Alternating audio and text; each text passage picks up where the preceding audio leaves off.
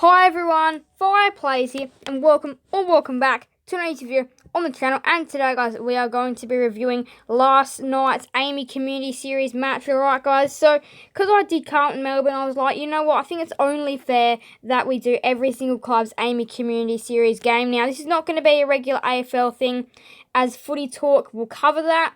And there's a little extra special thing that I'm going to be doing every week as well. Which will also cover that as well. So that's a hint to what is coming. But yeah, no match reviews, as it'll be a different form of a match review. It'll still be a match review, it'll just be a little bit different. But not singular either, it'll be a group. I've already said too much. But anyway, yeah, Footy Talk will be covering it, and the other thing that I'm planning will also cover that as well. Yeah, we're going to be going over the Western Bulldogs, Brisbane, and this was actually a very good clash last night as well. So the clash that we had last night was well and truly something special, to be completely honest here. Now, this was what was definitely shaping to be a top 4 clash. This was going to be a top 4 clash, and this is going to almost give us an idea of what top 4 clashes are going to look like in 2022, which it did exactly that.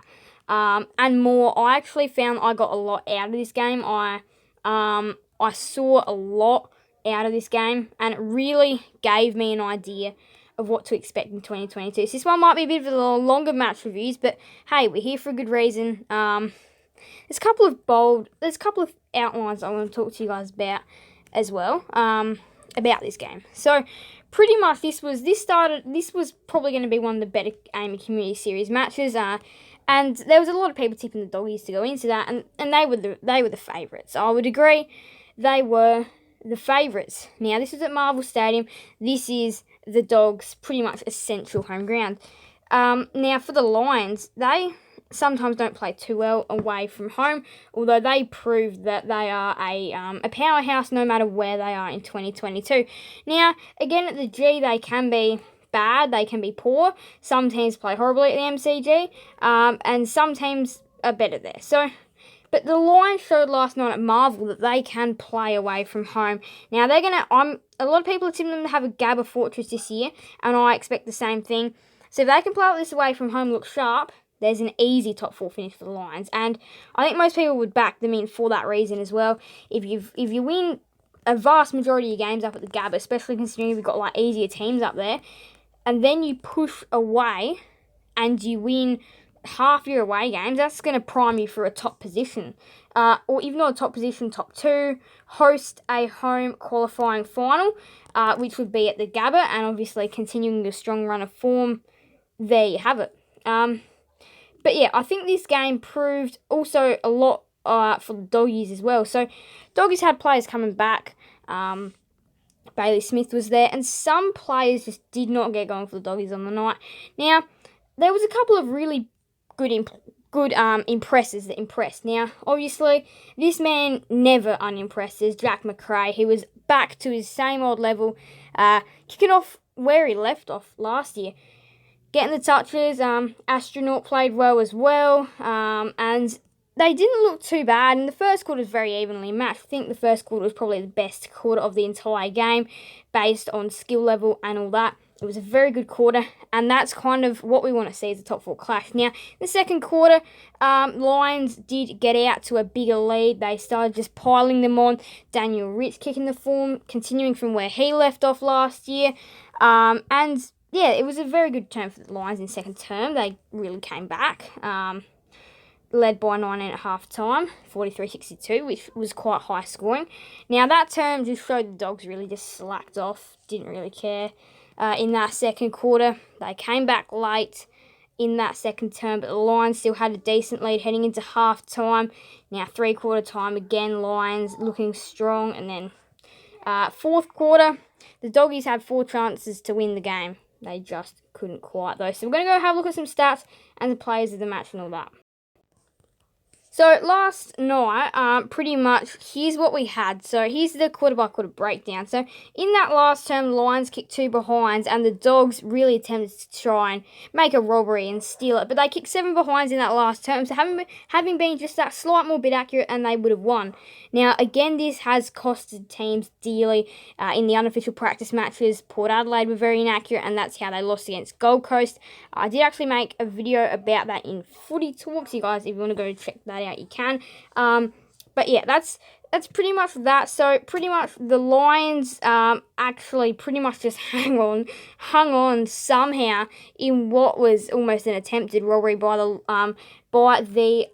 Dogs. Now, if we have a look here, go into this in a little bit more depth into this timeline, this match timeline, this worm here, you can see, look at this first term. It was dominated by the Doggies. They led pretty much the whole term, except for this little gap there.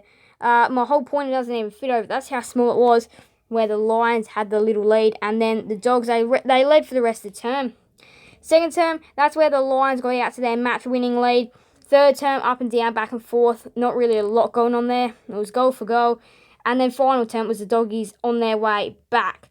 Now, again, the main thing was this second term, this big drop here. That's what won the Lions the game. And then, yeah, if the Dogs were, look at all those little lines. If they were a little bit more accurate, the Doggies, they would have stolen that. And, yeah. Now, obviously, Doggy demolition pretty much in the stats. McRae is kicking off where he left off from last year. 10 tackles, 143 fantasy, 33 disposals. Jack McRae's always like that. Astronaut kicking 3 goals. He was in some good form as well. Now, looking at some players that may have almost been lost last night. Look at that. You can see the big gap in fantasy. 143 from McRae. The next highest on the ground was 108 for Treloar. Bontempelli also playing some good footy.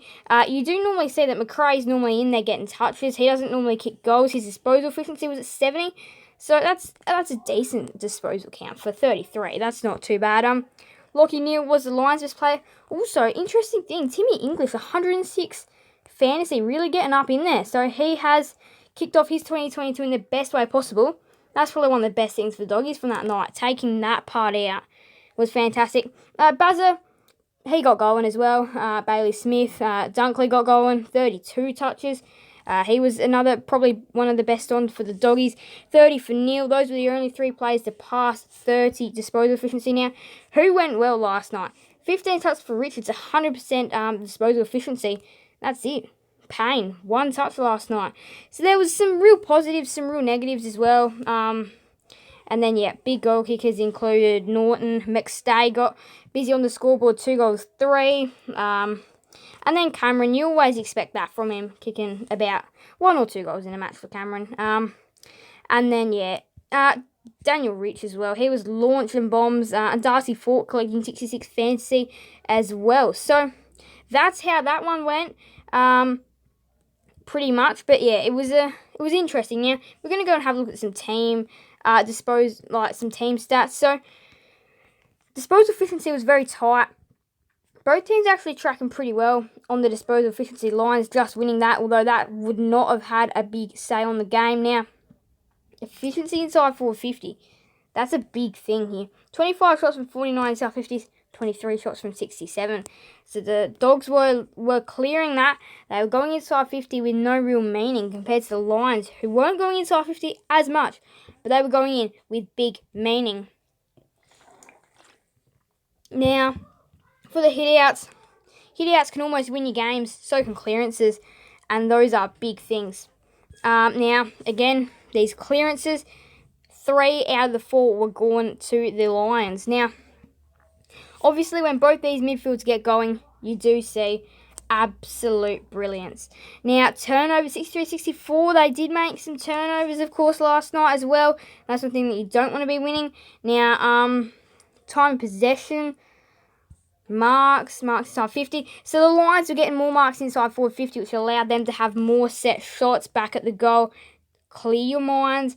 Have a crack, have your set shot. Compared to the Dogs only getting 7, which for them it would have been try and get the ball and whack it onto the boot. That's exactly what happened when they kicked those 4 behinds, and that is what penultimately lost them the game.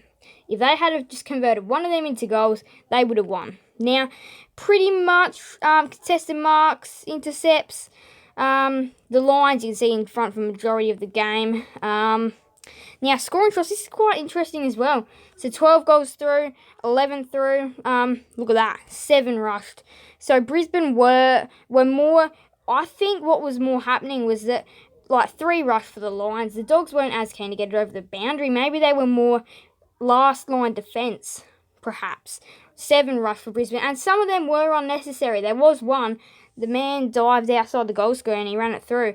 Although that, I mean, again, on those, you can never really tell. And, yeah, tackles inside forward 50, 12-4 in favour of the Doggies. So we're tackling inside forward 50. Don't think there's really anything else that you need to go over. But, yeah, again, it would have been interesting to see how deep, because look at that. The inside 50s is shocking, and the Doggies do like to handball. We do know that. And also, they don't mind kicking either. Either or would work for the Doggies. But it was just not their night, pretty much. And the Lions were a very strong team. And again, these two teams, this was the traditional top 4 matchup. And if this is what top 4 games are going to be like in 2022, wowee, we got a good season coming our way in 2022. The Lions start off their season in a good way. Beating the Dogs away from home, that's a good start. That is a good start for the Brizzy Lions. I will see you guys in the next video. You guys can let me know your thoughts on this game. Match reviews coming for every single AAMI Community Series game, so your team will be in here somewhere. Next match review will be Richmond versus Hawthorn. Port Adelaide. Adelaide is going on now. The game is still going. And tonight will kick off very shortly, actually. 40 minutes from now. From my time now, probably by the time this is uploaded, 30 minutes, Essendon St Kilda. You will not want to miss that one either. So, I do hope you guys did enjoy the video. Make sure to leave a like and subscribe, hit the notification bell. See you guys in the next video on the channel. Thank you guys all so much for watching. So, bye guys. Fire plays out.